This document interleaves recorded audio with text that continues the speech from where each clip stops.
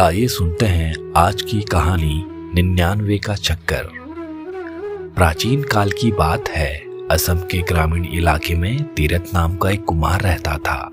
वह जितना कमाता था उससे उसका घर खर्च आसानी से चल जाता था। उसे अधिक धन की चाह नहीं थी। वह सोचता था कि उसे अधिक कमाकर क्या करना है। दोनों वक्त वह पेट भर खाता था, उसी से संतुष्ट था। वह दिन भर में ढेरों में बर्तन बनाता, जिन पर उसकी लागत 7 से 8 रुपए आती थी। अगले दिन वह उन बर्तनों को बाजार में बेच आता था, जिस पर उसे 1.5 या 2 रुपए बचते थे। इतनी कमाई से ही उसकी रोटी का गुजारा हो जाता था। इस कारण वह मस्त रहता था।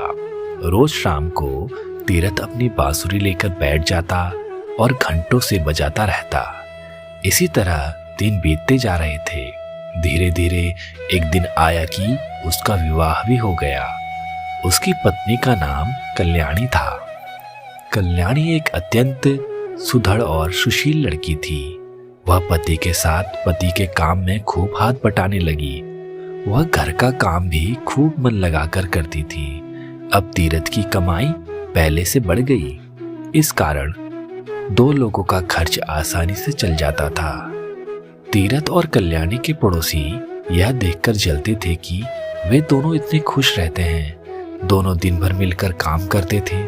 तीरथ पहले की तरह शाम को बांसुरी बजाता रहता था। कल्याणी घर के भीतर बैठी कुछ गाती गुनगुनाती रहती थी। एक दिन कल्याणी तीरथ से बोली कि तुम जितना भी कमाते हो वह रोज खर्च हो जाता है। हमें अपनी कमाई से कुछ न कुछ बचाना अवश्य है। इस पर तीरथ बोला, हमें ज्यादा कमाकर क्या करना है? ईश्वर ने हमें इतना कुछ दिया है, मैं इसी से संतुष्ट हूं। चाहे छोटी ही सही, हमारा अपना घर है। दोनों वक्त हम पेट भरकर खाते हैं और हमें क्या चाहिए?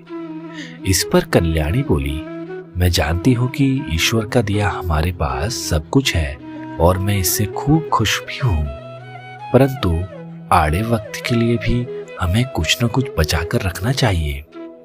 तीरथ को कल्याणी की बात ठीक लगी और दोनों पहले से अधिक मेहनत करने लगे। कल्याणी सुबह 4 बजे उठकर काम में लग जाती। तीरथ भी रात देर तक काम करता रहता, लेकिन फिर भी दोनों अधिक बचत न कर पाते। अतः दोनों ने फैसला किया कि इस तरह अपना सुख चैन खोना उचित नहीं है और वे पहले की तरह मस्त रहने लगे। एक दिन तीरथ बर्तन बेचकर बाजार से घर लौट रहा था। शाम ढल चुकी थी। वह थके पैरों खेतों से गुजर रहा था कि अचानक उसकी निगाह एक लाल मखमली थैली पर गई। उसने उसे उठाकर देखा तो उसके आश्चर्य का ठिकाना न रहा। थैली में चांदी के सिक्के भरे थे।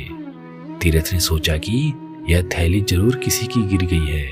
जिसकी थैली हो उसी को दे देनी चाहिए। उसने चारों तरफ निगाहें दौड़ाई। दूर दूर तक कोई दिखाई नहीं दिया। उसने ईश्वर का दिया इनाम समझकर उस थैली को उठा लिया और घर ले आया।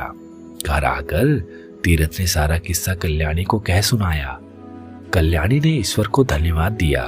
तीरथ बोला, तुम कहती थी कि हमें आड़े समय के लिए कुछ बचाकर रखना चाहिए, सो ईश्वर ने ऐसे आड़े समय के लिए हमें उपहार दिया है। ऐसा ही लगता है, कल्याणी बोली।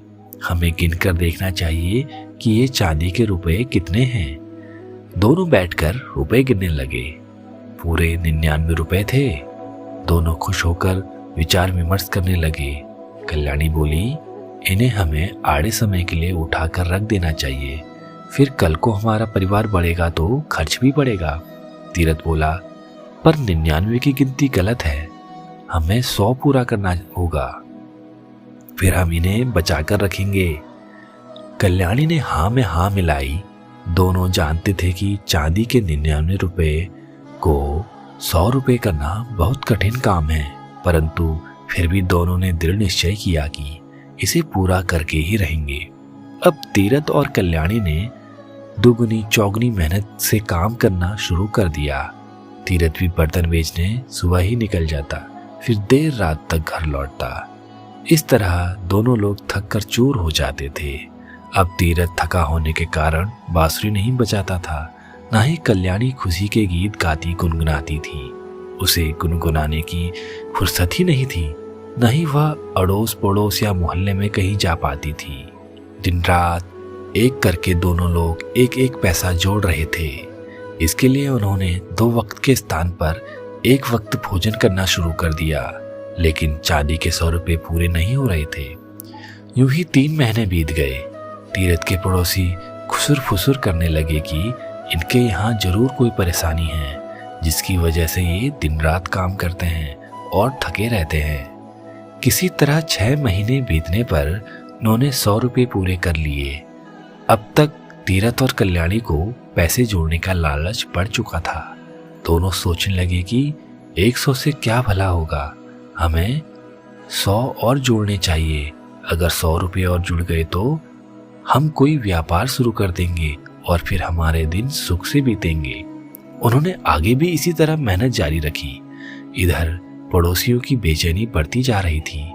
एक दिन पड़ोस के रम्मो ने फैसला किया कि वह कल्याणी की परेशानी का कारण जानकर ही रहेगी। वह दोपहर को कल्याणी के घर जा पहुंची। कल्याणी बर्तन बनाने में व्यस्त थी।